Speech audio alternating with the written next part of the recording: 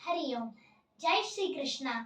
ನನ್ನ ಹೆಸರು ವೈನವಿ ಬಿಸಿ. ನಾನು 5ನೇ ತರಗತಿಯ ವಿದ್ಯಾರ್ಥಿನಿ. ಈಗ ನಾನು ಶ್ರೀ ವಿಷ್ಣು ಸಹಸ್ರನಾಮದ ಶ್ಲೋಕಗಳನ್ನು ಪಠಿಸುತ್ತೇನೆ.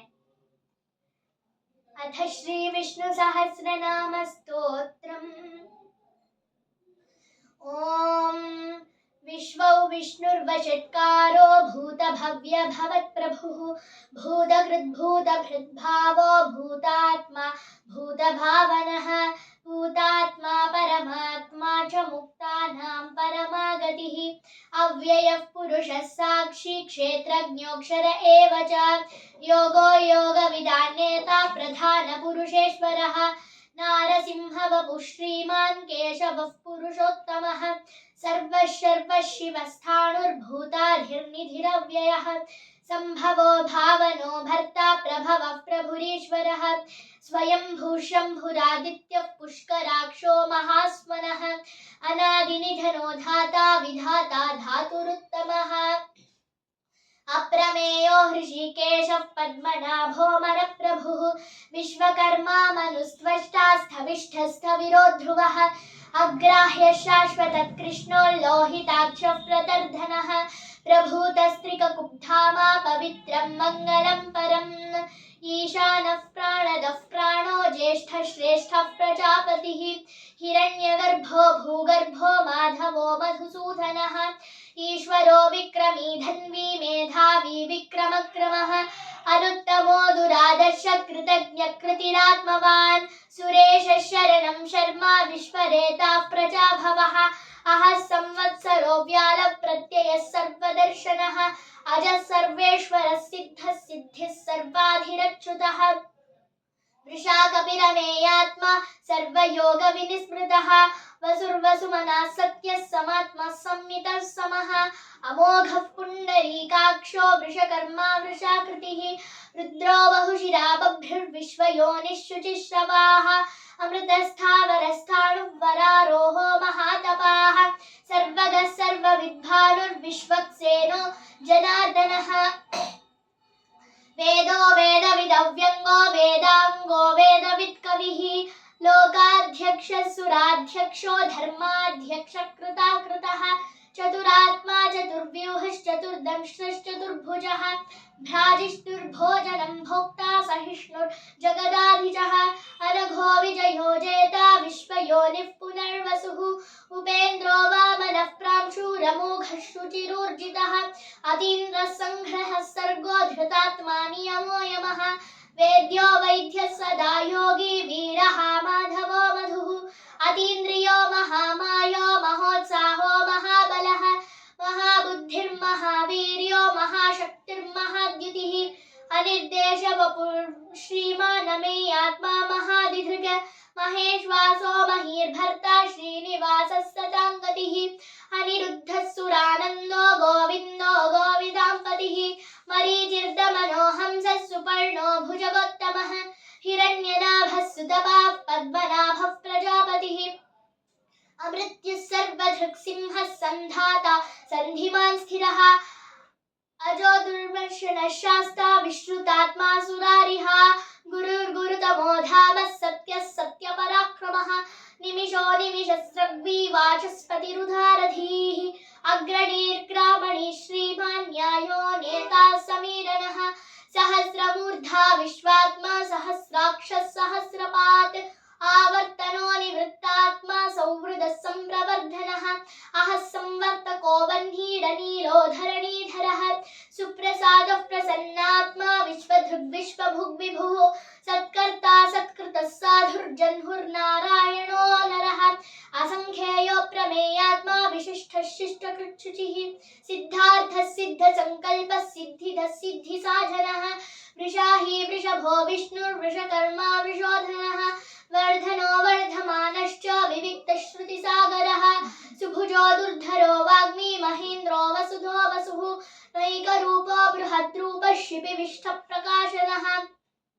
ಓಜಸ್ತೇಜೋದ್ಯುತಿಧರ ಪ್ರಕಾಶಾತ್ಮಾ ಪ್ರತಾಪನಃ ವೃದ್ಧಸ್ಪಷ್ಟಾಕ್ಷರೋ ಮಂತ್ರಶ್ಚಂದ್ರಾಂಶುರ್ಭಾಸ್ಕರದ್ಯುತಿಃ ಅಮೃತಾಂಶುದ್ಭವೋ ಭಾನುಃ ಶಶಬಿಂದುಃ ಸುರೇಶ್ವರಃ ಔಷಧಂ ಜಗದಸ್ಯೇತುಃ ಸತ್ಯಧರ್ಮಾ ಪರಾಕ್ರಮಃ भूतभव्यभवन्नाथः पवनः पावनो नलः कामः कामकृत्कान्तः कामप्रदप्रभुः युगादिकृद्युगावर्तो नैकमायो महाशनः अदृश्यो व्यक्तरूपश्च सहस्रजितनन्तजित् इष्टो विशिष्टः शिष्टेष्ठः शिखण्डी नहुषो वृषः क्रोधः क्रोधकृत्कर्ता विश्वबाहुर्महीधरः अच्युतः प्रथितः प्राणः प्राणदो वासवानुजः अपान्निधिरधिष्ठानमप्रमत्तः प्रतिष्ठितः स्कन्दः स्कन्दधरो धुर्यो वरदो वायुवाहनः वासुदेवो बृहद्भानुरादिदेवः पुरन्दरः अशोकस्थारणस्थारः शूरः शौरिर्जनेश्वरः अनुकूलः शतावर्तः पद्मी पद्मनिभेक्षणः पद्मनाभोरविन्दाक्षः पद्मगर्भः शरीरभृत् महर्धिर्रुद्धो वृद्धात्मा महाक्षो गरुडध्वजः अतुलः शरभो भीमः समयज्ञो हविर्हरिः सर्वलक्षणलक्षण्यो लक्ष्मीवान् समितिञ्जयः विक्षरो रोहितो मार्गो हेतुर्धामोदरः सः महीधरो महाभागो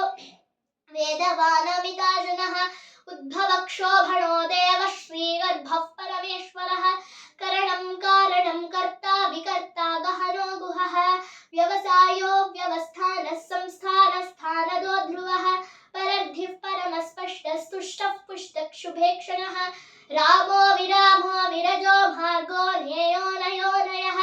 वीरः शक्तिमतां श्रेष्ठो धर्मो धर्मविदुत्तमः वैकुण्ठः पुरुषः प्राणः प्राणदः प्रणवः पृथुः हिरण्यगर्भः शत्रुघ्नो व्याप्तो वायुरधूक्षजः ऋतुः सुदर्शनः कालः परमेष्ठी परिग्रहः उग्रः संवत्सरो दक्षो विश्रामो विश्वदक्षिणः विस्तारस्थावरस्थाणुः प्रमाणं बीजमव्ययम् अर्थोऽनर्थो महाकोशो महाभोगो महाधनः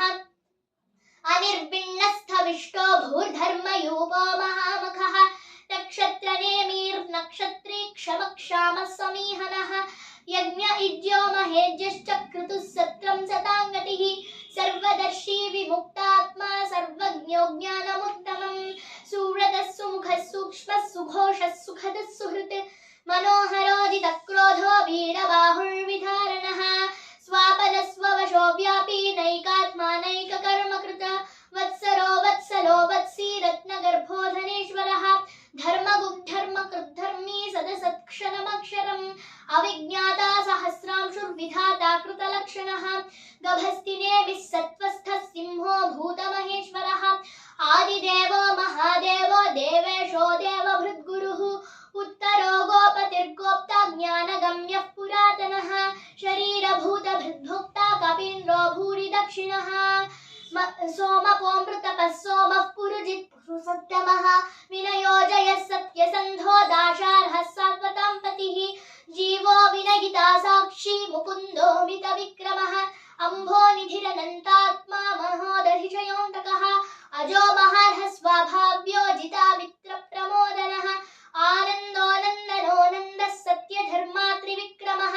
महर्षि कपिलाचार्य कृतज्ञो मेदिनीपतिः त्रिपदस्त्रिदशाध्यक्षो महाशृङ्गकृतान्तकृत महावराहो गोविन्दः सुषेणः कनकाङ्गधी गुह्यो गभीरो गहनो गुप्तश्चक्रगदाधरः वेदास्वाङ्गोजितकृष्णो दृढः सङ्कर्षणोच्युतः वरुणो वारुणो वृक्षः पुष्कराक्षो महास्मनाः भगवान् भगहानन्दी वनमाली हलायुधः आदित्यो ज्योतिरादित्यः सहिष्णुर्गतिसत्तमः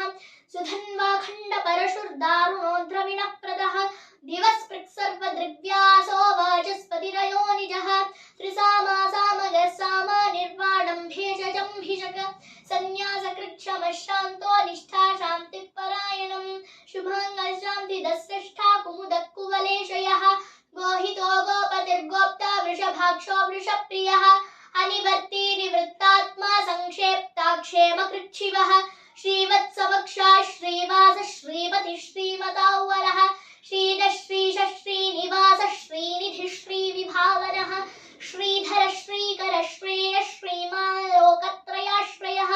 स्वक्षस्वङ्गशतानन्दो नन्दिर्ज्योतिर्गणेश्वरः विजितात्मा विधेयात्मा सत् चक्षु रवीशः शाश्वतस्थिरः भूषयो भूषणो भूतिर्विशोकशोकलाशनः अर्चिष्मानर्चितः कुम्भो विशुद्धात्मा विशोधनः अनिरुद्धो प्रतिरतः प्रद्युम्नो वितविक्रमः कालनेमी निहावीरः शौरिः शूरजनेश्वरः त्रिलोकात्मा त्रिलोकेशः केशवः केशिहा हरिः कामदेवः कामबालः कामी कान्तकृतागमः अनिर्देश्य वपुर्विष्णोर्वीरोऽनन्तो धनञ्जयः ब्रह्मण्यो ब्रह्मकृद्ब्रह्मा ब्रह्म ब्रह्मविवर्धनः ब्रह्मविद्ब्राह्मणो ब्राह्मी ब्रह्मज्ञो ब्राह्मणप्रियः महाक्रमो महाकर्मा महातेजा महोरगः महाक्रतुर्महायज्वा महायज्ञो महाहविः स्तव्यस्तवप्रियस्तोत्रं स्तुतिस्तोतारणप्रियः पूर्णः पूरयिता पुण्यः पुण्यकीर्तिरनामयः मनोजवस्तीर्थकरो वसुदेता वसुप्रदः वसुप्रदो वासुदेवो वसुर्वसुमनाहविः सद्गतिः सत्कृतिः सत्ता सद्भूतिः सत्परायणः शूरसेनो यदुश्रेष्ठः सन्निवासः सुयामुनः भूतावासो वासुदेवः सर्वासु निलयो नलः दर्पः दर्पदो दृप्तो दुर्धरोऽथा पराजितः विश्वमूर्तिर्महामूर्तिर्दीप्तमूर्तिरमूर्तिमान् अनेकमूर्तिरव्यक्तशतमूर्तिः एकोनैकस्तव किं यत्तत्परमनुत्तमम् लोकबन्धुर्लोकनाथो माधवो भक्तवत्सलः सुवर्णवर्णो हेमाङ्गो वराङ्गश्चन्दनाङ्गधी वीरः विषमः शून्यो घृताशीरचलश्चलः अमानी मानदो मान्यो लोकास्वामी त्रिलोकधृत् सुमेधा मेधजो धन्यः सत्यमेधाधराधरः तेजो वृषोद्युतिधरः सर्वशस्त्रभृतावरः प्रग्रहो निग्रहो व्यग्रो नैकशृङ्गो गदाग्रजः चतुर्बाहुश्चतुर्व्यूहश्चतुर्गतिः चतुरात्मा चतुर्बाहुश्चतुर्वेदविदेकपात् समावर्तो निवृत्तात्मा दुर्जयो दुरतिक्रमः दुर्लभो दुर्गमो दुर्गो दुरावासो दुरारिः शुभांगो लोकसारङ्गस्तुतन्तुस्तन्तु वर्धनः इंद्रकर्मा महाकर्मा कृतकर्मा कृतागमः उद्भवः सुन्दरः सुन्दो रत्ननाभः सुलोचनः अर्को वाजसनशृङ्गी जयन्तः सर्वविजयी सुवर्णबिन्दुरक्षोभ्यः सर्ववागीश्वरेश्वरः महाह्रदो महागर्तो महाभूतो महानिधिः कुमुदः कुन्दरः कुन्दः पर्जन्यः पावनो नलः अमृतांशोऽमृतवपुः सर्वज्ञः सर्वतोमुखः सुलभः सुव्रतः सिद्धः शत्रुतापनः न्यग्रोदोधुम्बरोष्वत्तश्चाणूरान्ध्रनिषूधनः सहस्रार्चिः सप्तजिह्वः सप्तैधः सप्तवाहनः अमूर्तिरनघोचिन्त्यो भयकृद्भयनाशनः अणुर्बृहत्कृशस्थूलो गुणभृन्निर्गुणो महान् अधृतस्वधृतस्वास्यः प्राग्वंशो वंशवर्धनः भारभृत्कथितो योगी योगीशः सर्वकामदः आश्रमश्रमणक्षामः सुपर्णो वायुवाहनः धनुर्धरो धनुर्वेदो दण्डो दमयिता दमः अपराजितः सर्वसहो नियन्ता नियमो यमः सत्त्ववान् सात्विकः सत्यः सत्यधर्मपरायणः अभिप्रायः प्रियार्होर्हः प्रियकृत्प्रीतिवर्धनः विहाय सगतिर्ज्योतिः सुरुचिर्हुतभुग्विभुः रविर्विरोचनः सूर्यः सविता रविलोचनः अनन्तो हुतभुग्भोक्ता सुखदो नैकजोग्रजः अनिर्विण्णः सदामर्षि लोकाधिष्ठानमद्भुतः सनातनतमः कपिलः कपिलव्ययः स्वस्तिदः स्वस्तिकृत् स्वस्ति स्वस्ति भुक् स्वस्ति दक्षिणः अरौद्रः कुण्डली चक्री विक्रम्योर्जितशासनः शब्दातिगः शब्दसः शिशिरः शर्वरीकरः अक्रूरपेशलो दक्षो दक्षिणक्षमिणो वरः विद्वत्तमो वेदभयः पुण्यश्रवणकीर्तनः उत्तारणो दुष्कृतिः पुण्यो दुःस्वप्ननाशनः वीरः रक्षणः सन्तो जीवनपर्यवस्थितः अनन्तरूपोऽनन्तश्रीर्जितमन्युर्भयापहः चतुरश्रो गभीरात्मा विदिशो व्याधिशोऽधीर्षः अनाधिर्भूर्भुवो लक्ष्मीः सुवीरो रुचिराङ्गदः जननो जनजन्माधिर्भीमो भीमपराक्रमः आधारनिलयो धाता पुष्पहासः प्रजागरः ऊर्ध्वगः सत्पथाचारः प्राणदः प्रणवः प्रणः प्रमाणं प्राणनिलय